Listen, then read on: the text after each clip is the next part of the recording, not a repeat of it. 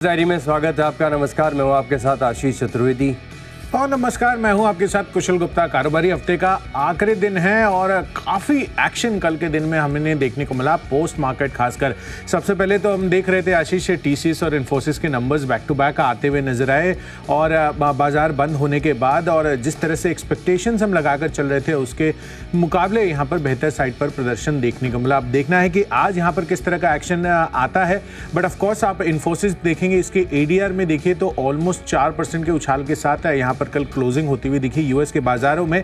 और एडीआर के लिहाज से अगर मैं इंट्राडे की बात करूं तो करीबन 5.7% तक की बढ़त आपको इन्फोसिस में आती हुई नजर आई थी। अब इसका जो रिएक्शन है आज हमारे बाजारों पर किस तरह का होता है ये देखना काफ़ी अहम होगा। बट बहरहाल जिस तरह की हम उम्मीद लगाकर चल रहे थे कि इन्फोसिस के खराब नंबर्स आएंगे, खासकर कॉन्स्टेंट करेंसी टर्म्स में करीबन 1.75% तक की गिरावट हम एक्सपेक्ट कर रहे थे, 1% तक की ही गिरावट वहाँ पर देखने को मिली।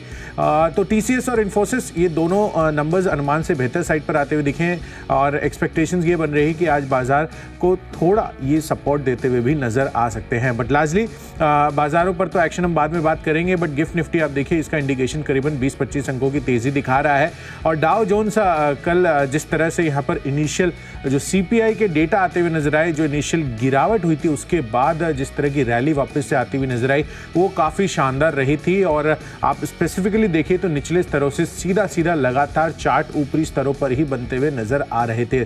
तो डाउ जोन्स निचले स्तरों से सीपीआई महंगाई आंकड़ों के बाद वापस से सुधरते हुए नजर आए और पॉजिटिव हरे निशान में जाकर बंद होने में भी इन्होंने सफलता प्राप्त की है। ऑफ कोर्स आपको यूरोपियन मार्केट देखें तो वहां पर थोड़ा कमजोरी का रुझान बना हुआ है, करीबन आधे % तक की ऑन एन एवरेज गिरावट थी। फुटसी सबसे ज्यादा ये गिरता हुआ नजर आया, करीबन 1% तक का डीप कट यहां पर देखने को मिला। हालांकि एशियाई क्यूज में जापान जो है लगातार हेडलाइंस बनाता हुआ जा रहा है।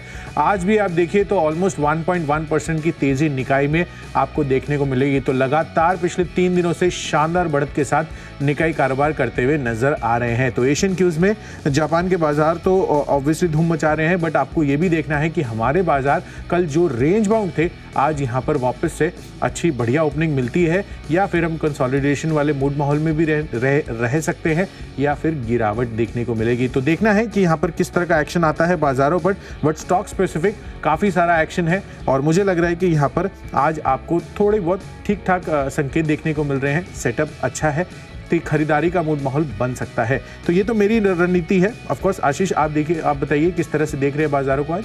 देखिए, रणनीति तो आपने समझा दी, रिपीट नहीं करूंगा। 21,708 के करीब 30 अंकों की बढ़त के साथ गिफ्ट निफ्टी आपको दिखा रहा है हल्की सी स्ट्रेंथ। और कल के मार्केट्स में भी अगर आप देखें तो एडवांस डिक्लाइन के लिहाज से भी सेशन तेजी की तरफ ही फेवर कर रहा था। तो आज भी ऐसे ही लग रहा है। खबरों के लिहाज से नतीजों की भी शुरुआत होगी तो उसके हिसाब से भी कुछ स्टॉक चुने। शुरुआत कर लेते हैं कैश की कैटेगरी के साथ और स्टॉक में लेकर आए हूँ वो जो काफ़ी नीचे स्तरों से लगातार आपको बताया है। गॉडफ्रे फिलिप्स यहाँ पर आपको करनी चाहिए खरीदारी। एक्सेप्शनल स्ट्रेंथ यहाँ पर चार्ट्स पर देखने को मिल रही है। थोड़ी सी भी गिरावट आती है तो उसके बाद रिबाउंड काफ़ी शानदार देखने को मिलता है। तो गॉडफ्रे फिलिप्स यहाँ पर रखिएगा नज़र और करनी है आपको खरीदारी 2280 रुपये के टारगेट के लिए और स्टॉप लॉस लगाना है 2200 रुपये का। बिल्कुल, तो इसलिए गॉडफ्रे फिलिप्स लगातार यहाँ पर हो सकता है कि आपको तेज़ी देखने को मिले। वीएसटी इंडस्ट्रीज़ में तो हम देख ही रहे हैं कि किस तरह का वहाँ पर फ्रंट एक्शन हुआ है और उस चीज़ को ध्यान भी रखना चाहिए आपको। तो पूरा का पूरा सेक्टर हो सकता है कि बस करता हुआ नजर आए। चलिए, कैश पेज से मेरी तरफ से है उग्रो कैपिटल, यहाँ पर खरीदारी करने की राय है। दरअसल इनके तीसरी तिमाही के अपडेट आते हुए नजर आए हैं जिसके अंतर्गत AUM जो है इनका 5,095 करोड़ से बढ़कर अब सीधा 8,300 करोड़ हो गया है, यानी कि लगभग 63% की सालाना आधार पर ग्रोथ देखने को मिली है। साथ ही जो ग्रॉस लोन ओरिजिनेशन है इनका तीसरी तिमाही का वो भी 50% बढ़कर 2810 करोड़ पर कंपनी ने क्लॉक इन किया है। तो अच्छे Q3 अपडेट है। कलेक्शन एफिशिएंसीज में भी लगातार बढ़त हो रही है और इससे हो सकता है कि इसके स्टॉक प्राइस में आज एक्शन आता हुआ नजर आए। 287 रुपये का टारगेट रखिए, 274 रुपये का बनाना है स्टॉप लॉस। चलिए अब आगे बढ़ते हैं डेरिवेटिव स्पेस की कैटेगरी की तरफ और उसमें सबसे पहला है हमारा आज का फ्यूचर्स और इसमें मैंने स्टॉक चुना है कोलगेट का।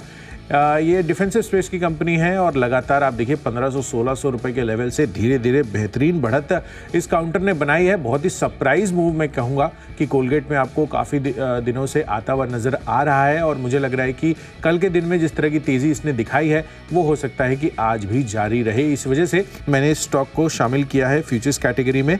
बढ़िया चार्ट मोमेंटम है। 2530 रुपये का लक्ष्य बनाएंगे तो हो सकता है कि आज अचीव हो जाए। 2435 रुपये का रखिए स्टॉप लॉस।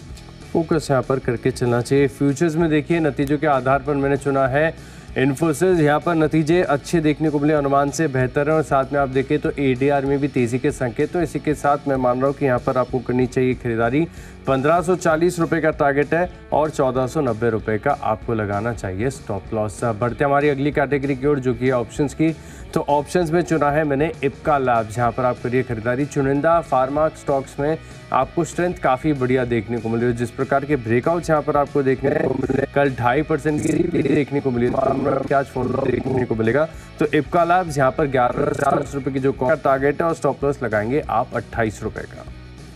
चलिए, तो इप्का लैब्स पर खरीदारी करने की राय आ रही है आशीष की तरफ से। इसको फोकस में रखिए। फार्मा स्टॉक्स वैसे भी अच्छी तेज़ी बना रहे हैं, but of course max financial services options category में इसको आपको खरीदारी करने की राय दे रहा हूँ।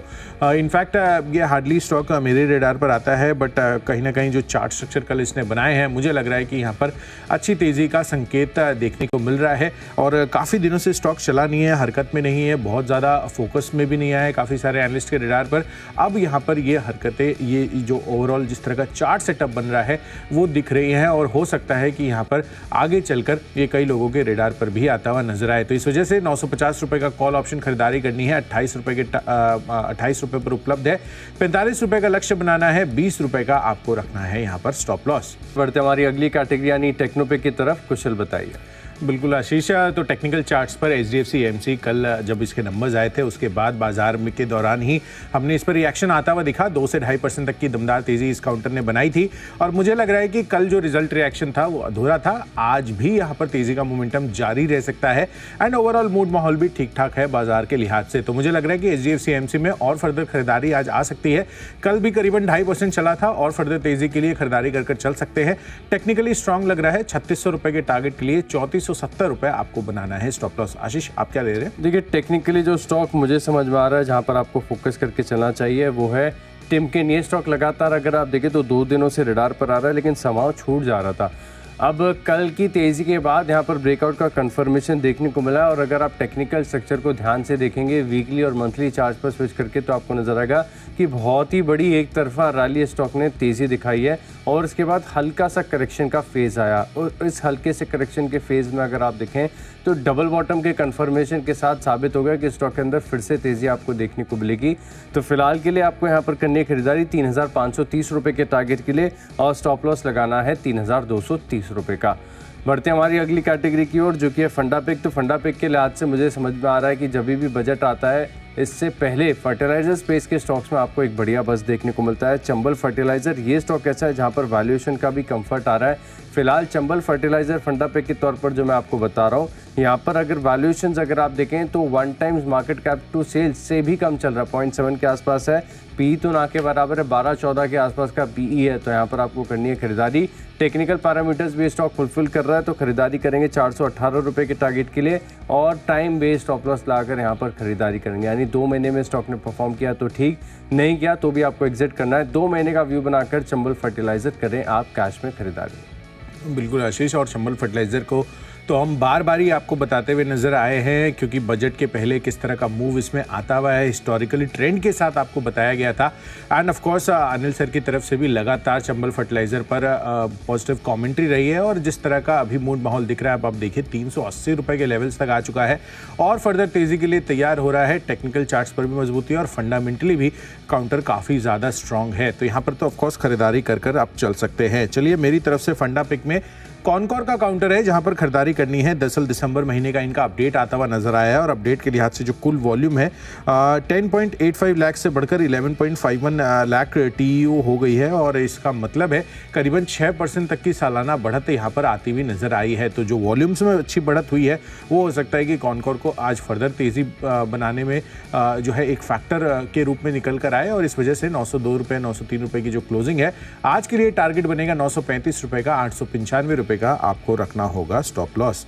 चलिए, ये तो हो गई है फंडा पिक की बात। अब आगे बढ़ते हैं निवेश के लिहाज से और निवेश के पर्सपेक्टिव से मैंने स्टॉक चुना है HDFC बैंक, बाजार का दिग्गज प्राइवेट सेक्टर बैंकिंग स्पेस का काउंटर एंड ऑफ कोर्स यहाँ पर जो क्यूज़ हैं वो तो इनके लिए आगे चलकर काफ़ी पॉजिटिव बन ही सकते हैं। जिस तरह से HDFC लिमिटेड के साथ इनका अब मर्जर हो चुका है और आगे चलकर बढ़िया सिनर्जी बेनिफिट्स भी HDFC बैंक को मिलते हुए नजर आ सकते हैं। एंड ओवरऑल देश में अगर आप एनवायरनमेंट देखेंगे तो आगे चलकर एक्सपेक्टेशंस ये है कि FY25 के दूसरे तिमाही ऑनवर्ड्स आपको इंटरेस्ट रेट्स में कटौती भी देखने को मिल सकती है। इस वजह से हो सकता है कि बैंकिंग स्पेस जो है लगातार फोकस में रहे और HDFC बैंक अभी काफ़ी रीजनेबली वैल्यूड है।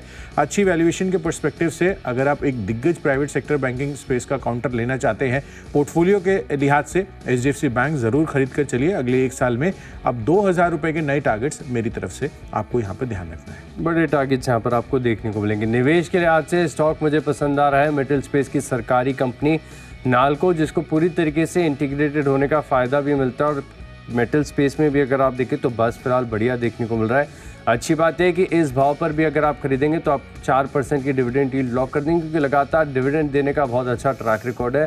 थोड़ा सा गिरावट में मिले तो और बेहतर एक्यूमुलेशन करेंगे, लेकिन नालको ऐसा लग रहा है स्ट्रक्चर को देख के कि अगले 12 महीने में 156 रुपये तक के जो टारगेट्स यहाँ पर देखने को मिल सकते हैं। तो एक साल का व्यू बनाकर नालको में 4% की डिविडेंड यील्ड के साथ करें इस स्टॉक के अंदर निवेश। बढ़ते हैं हमारी अगली कैटेगरी की ओर। तो अगली कैटेगरी है खबरों की। खबरों के लिहाज से मुझे स्टॉक पसंद आ रहा है बेजल प्रोजेक्ट, जहाँ पर आपको करनी है खरीदारी, क्योंकि कंपनी को टाटा पावर से 488 करोड़ का ऑर्डर मिला है और इस ऑर्डर विन के चलते स्टॉक में आ सकती है तेजी। 145 रुपये का भाव है, 5 रुपये ऊपर का टारगेट, 5 रुपये नीचे का स्टॉप लॉस, 150 रुपये का टारगेट है, 140 रुपये का आप लगाएंगे स्टॉप लॉस। चलिए खबरों के लिहाज से मेरी तरफ से है अलकार्गो टर्मिनल्स, यहाँ पर खरीदारी करनी है। दरअसल दिसंबर महीने के इसके भी अपडेट आते हुए दिख रहे हैं और CFS वॉल्यूम जो है 9% बढ़कर 53 TEUs पर आती हुई दिख रही है और इंपोर्ट में जिस तरह की बढ़ोतरी हुई है उससे इनको मजबूत ग्रोथ दिखता हुआ नजर आ रहा है। इसी वजह से मुझे लग रहा है कि जो पॉजिटिव बिजनेस अपडेट आया है अलकार्गो टर्मिनल्स को लेकर, उस वजह से खरीदारी करके चलिए। 80 रुपये के टारगेट के लिए 74 रुपये ये होगा आपका यहाँ पर स्टॉप लॉस। बढ़ते हमारी आखिरी कैटेगरी यानी माई चॉइस की तरफ और यहाँ पर देखिए जो पहला स्टॉक है मेरे लिस्ट में खबरों के आधार पर मैंने चुना है क्वेस्ट कॉप को। यहाँ पर आपको करना है फोकस, क्योंकि गुजरात टेक्निकल यूनिवर्सिटी के साथ इन्होंने करार किया है राज्य में स्किल डेवलपमेंट और के जनरेशन के लिए करार इन्होंने किया है एम्प्लॉयमेंट के लिए। तो यहाँ पर फोकस करके चल सकते हैं। 540 रुपये का टारगेट है, 500 रुपये का राउंड फिगर आपको लगाना है स्टॉप लॉस। अगला स्टॉक है मेरे लिस्ट में रेडिंगटन इंडिया। ये स्टॉक भी अगर आप देखें तो हल्के से करेक्शन के बाद रिबाउंड काफ़ी बढ़िया यहाँ पर देखने को मिला है और इस स्टॉक के अंदर भी कुछ ना कुछ अच्छा हो रहा है। एक्यूमुलेशन रोज विजिबल है, तो खरीदारी करेंगे 184 रुपये के टारगेट के लिए रेडिंगटन में, 177 रुपये का आपको लगाना है स्टॉप लॉस। और आखिरी स्टॉक है मेरी लिस्ट में ग्रैन्यूल्स इंडिया। इप्का लैब्स की तरह ग्रैन्यूल्स पर भी कन्विक्शन पूरा ज़्यादा है। इनफैक्ट कन्विक्शन इतना है कि इसको थोड़ा सा लंबी अवधि के हिसाब से भी आप अपनी पोर्टफोलियो में जगह दे सकते हैं। 430 रुपये का टारगेट है। अभी फिलहाल ट्रेडिंग के लिहाज से खरीद रहे हैं तो 400 रुपये का कैश में लगा लीजिए स्टॉप लॉस। चलिए माई चॉइस कैटेगरी में मेरी तरफ से तीनों के तीनों खरीदारी के कॉल्स हैं। सबसे पहला है HG इंफ्रा, यहाँ पर खरीदारी करनी है। दरअसल सेंट्रल रेलवे से 716 करोड़ के लिए यहाँ पर ये L1 बिडर घोषित होते हुए दिखे हैं। महाराष्ट्र में जो नरदाना के बीच नई BG लाइन को बनाने के लिए ये L1 बिडर घोषित हुए हैं। 30 महीने में ये ब्रिज को पूरा किया जाएगा और साथ ही जो सेंट्रल रेलवे के प्रोजेक्ट्स का अनुमानित कीमत है वो करीबन 740 करोड़ रुपए का है। तो ओवरऑल जिस तरह से ये L1 बिडर घोषित हुए हैं इस सेंट्रल रेलवे के एक प्रोजेक्ट के लिए, यहाँ पर खरीदारी कर चल सकते हैं। अच्छी मजबूती बन सकती है। 910 रुपये के टारगेट के पर्सपेक्टिव से 875 रुपये का रखिए स्टॉप लॉस। साथ ही दूसरा कॉल है यहाँ पर FSL फर्स्ट सोर्स सॉल्यूशंस, यहाँ पर खरीदारी करने की राय है। दरअसल आप देखिए तो पिछले एक महीने में स्टॉक में ऑलमोस्ट 8.5% तक की तेजी हो चुकी है और जिस तरह से ओवरऑल IT स्टॉक्स हो सकता है कि आज फोकस में रहें। TCS और इन्फी के नंबर्स के बाद खरीदारी कर चलिए। 197 रुपये के टारगेट के लिए 187 रुपये का रखिए स्टॉप लॉस। और आखिरी कॉल है यहाँ पर एक्साइड इंडस्ट्रीज, यहाँ पर खरीदारी कर चल सकते हैं। चार्ट मोमेंटम काफ़ी ज़्यादा स्ट्रॉन्ग अब बनता हुआ नजर आ रहा है और खासकर जो लिथियम आयन बैटरी में जिन भी कंपनियों का इंटरेस्ट बन रहा है, जो बड़े बड़े प्रोजेक्ट्स लगा रहे हैं, इन्वेस्टमेंट्स हो रही है, उस चीज़ को ध्यान में रखते हुए एक्साइड इंडस्ट्रीज भी एक बड़ा काउंटर निकल कर आ रहा है। कल भी आप देखिए 3.5% तक की दमदार तेजी बनी थी। खरीदारी कर चलिए। 350 रुपये के टारगेट के लिए 332 रुपये का रखिए स्टॉप लॉस। तो चलिए जो 20 स्टॉक्स हैं इनकी फोकस लिस्ट हो गई है तैयार और अगर आपने कोई भी स्टॉक या कोई भी लेवल मिस कर दिया तो पहले जल्दी से देखिए रिकैप, कैश का स्टॉक है लिस्ट में गॉडफ्रे फिलिप्स, इन्फोसिस के फ्यूचर्स में करनी है खरीदारी और ऑप्शंस में खरीदेंगे इप्का लैब्स। टेक्निकली पसंद आ रहा है टिमकिन, फंडामेंटली खरीदारी करनी है चंबल फर्टिलाइजर में। निवेश के लिहाज से खरीदेंगे नालको और बीजल प्रोजेक्ट्स में खबरों का असर देखने को मिलेगा। क्वेस्कॉप में आएगी तेजी। रेडिंगटन और ग्रैनुल्स ये 2 स्टॉक भी हैं रडार पर। इन 10 स्टॉक में मेरा कन्विक्शन सबसे ज़्यादा है टेक्नोपिक टिमकेन, जहां पर टेक्निकल स्ट्रक्चर काफ़ी बढ़िया, 3530 रुपये के लक्ष्य के लिए खरीदारी करेंगे। चलिए, मेरी तरफ से यहाँ पर कैश स्पेस में उग्रो कैपिटल है, बेहतरीन Q3 अपडेट आते हुए नजर आए हैं। साथ ही फ्यूचर्स में कोलगेट के चार्ट मोमेंटम बढ़िया लग रहा है। मैक्स फाइनेंशियल्स का भी चार्ट सेटअप काफ़ी अच्छा था कल के दिन में। टेक्नोपिक के लिहाज से HDFC AMC नतीजों के बाद कल तो रिएक्शन आया ही है, आज भी जारी रह सकता है, तो यहाँ पर खरीदारी करिए।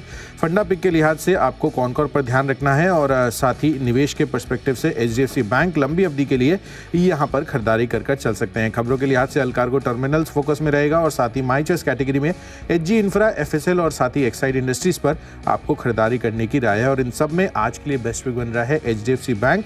लंबी अवधि के लिए खरीदारी कर चलिए। दिग्गज प्राइवेट सेक्टर बैंकिंग स्पेस का काउंटर है, 2000 रुपए के टारगेट्स के लिए यहाँ पर खरीदारी कर सकते हैं। तो चलिए, सभी स्टॉक्स और उनके लेवल्स का हमने आपको विस्तार से डिटेल्स भी बता दिए हैं और रिकैप भी कर दिया है।